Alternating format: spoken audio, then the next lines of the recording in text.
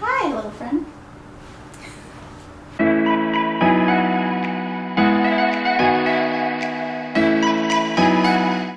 Hey, what's up everybody? Welcome back to my YouTube channel. If you haven't been here before, my name is Anna. You can call me Anna B or Anna Buena.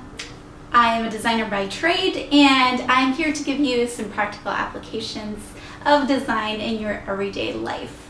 So for my first video, I did a fun cover story exercise to help you craft your vision, but now it's time to really set some actionable goals. One way to do that is called a road mapping exercise. And so I tend to do a lot of product roadmaps at work because I want to be able to see the direction that my product is headed. We want to make sure that we are aligned with the organization's short-term and long-term goals. And you can really roadmap anything you want, but for this video, I'm going to show you how to do a roadmap for your life. In this case, I'm using my life as an example, just because I want to be able to manage and organize my life a little bit better. So for this exercise, I'm going to be using draft.io because it's free. And I always love experimenting with different tools, but really you can use whatever tool you feel comfortable using and whatever tool works for you. I've used Aha, Roadmonk, Lucidchart, Mural. I've even used pen and paper or Word doc, whatever you're comfortable using. As long as you understand the elements of a product roadmap, I don't think you should be limited to a particular type of tool. Some key elements that we have to keep in mind when doing a product roadmap are: number one, we have to have a time frame. Number two, we have to have the specific features. Now in this case, I'm kind of doing my life features, and what that really means is what are some of the specific objectives that I want to meet. And finally, we have to also tie in some success metrics in our goals, because really how do we know that we're successful and how do we measure that success, right? So without further ado, let's go ahead and get started. As always, feel free to leave me a comment below and like and subscribe. I am in my draft.io board, and again, you can use whatever tool you feel comfortable using. And I went ahead and picked a template. They have a roadmap template already, and I like this because it has the monthly timeline that they're giving me, although we're way past January already. We're already in the month of July, so I'm gonna go ahead and just fix that to reflect where we are. I'm gonna go ahead and just start out with August, September, October, November, December, and so forth. So it doesn't really have to be a 12-month roadmap, and you can just set it to maybe like a 6-month roadmap. I'd usually like to keep it in under 6 months, but if you want to do a year's roadmap, you can certainly do that. And so this is our timeline. Usually it really depends on the organization, or it really depends on you. You can do it monthly and you can set it as quarterly as well. What they have here on the template is business, product, and marketing. So this is good if you're running a business or if you're running an organization and you really want to hone in on what your business outlook and product outlook and marketing outlook is going to look like. But for my roadmap, I'm calling this Anna's 6-month roadmap. I'm going to focus on maybe my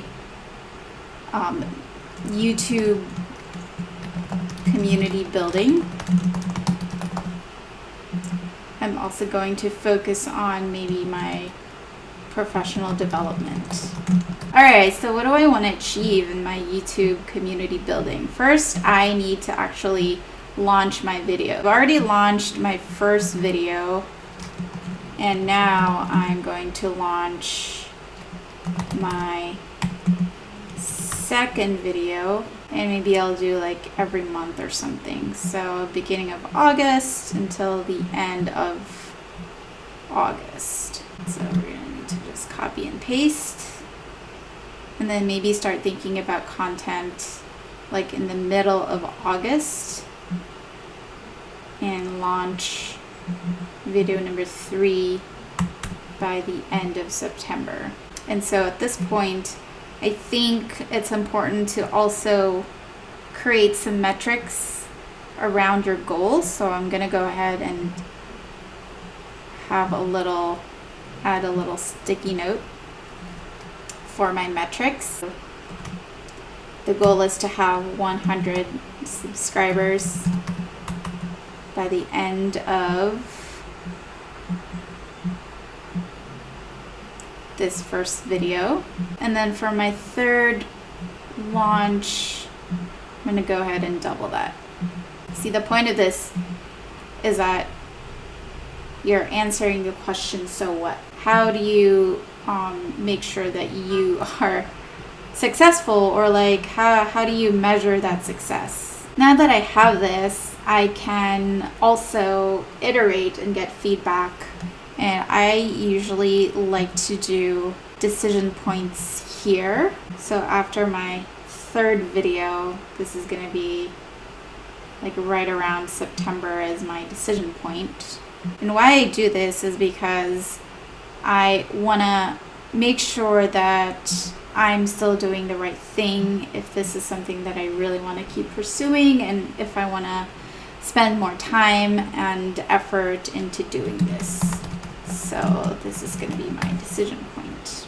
And if I do decide to do this, like, what is the appropriate way to kind of be flexible or to adjust whatever metric I have or whatever goals I had at that particular time. Now that I have my decision point, I can go ahead and add some more stuff here. Launch video number 4,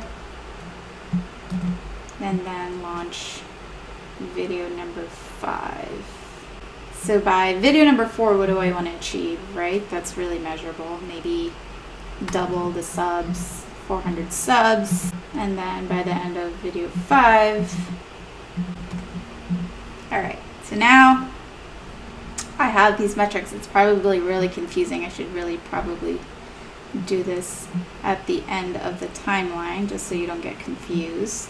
But you should really be thinking about that towards the beginning as well. All right, now I'm going to go ahead and move on to my professional development. So besides YouTube, what do I want to accomplish in life? It's not just YouTube creation, content creation, although there's nothing really wrong with that. But this is more of like a longer term.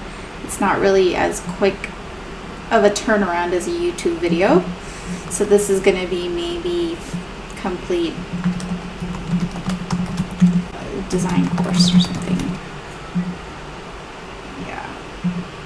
Maybe it's going to take me 3 months to do that, and for a metric, I have like one design project to showcase. In the middle of that, maybe we can do something like lead small group facilitation. From beginning of October to December, that sounds doable. And then for our metric, we can say, you hear that? You hear that background music? Yes. That's my neighborhood, yo. I don't know why this tool is not letting me edit. I'm double clicking it like such, but it's not letting me easily edit it. Draft.io, that's my feedback. My metric would be 1 course completed, taught and completed. Right. This also helps with resource management or managing my time as well. You can kind of see here in November, there's a lot going on. I'm beginning to kind of start thinking about launching video number 5. I'm going to be in the middle of launching video number 4, and I'm also leading a small group facilitation. This helps me visualize where the busiest time of the year is going to be for me. But you kind of get it, right? So this is like the main things that you want in your product roadmap. Usually there's going to be a lot of product features here in your product roadmap, but in this case, this is my life roadmap, and I know what I'm comfortable doing, and I can always adjust it if I feel overwhelmed at a certain point. Like for example, here in November, I can always adjust it accordingly and maybe shift this to from December to January, just so I don't feel overwhelmed. And so that is basically it. This is my life roadmap. So that concludes our road mapping exercise. I hope that was helpful for you. It certainly has been for me. I need something to help me better organize and manage my life. So I do this all the time, and I hope that was useful information. As always, leave me comments down below and feel free to like and subscribe. So I will see you in the next video. Hopefully it won't be as hot today, but who are we kidding? All right, bye guys.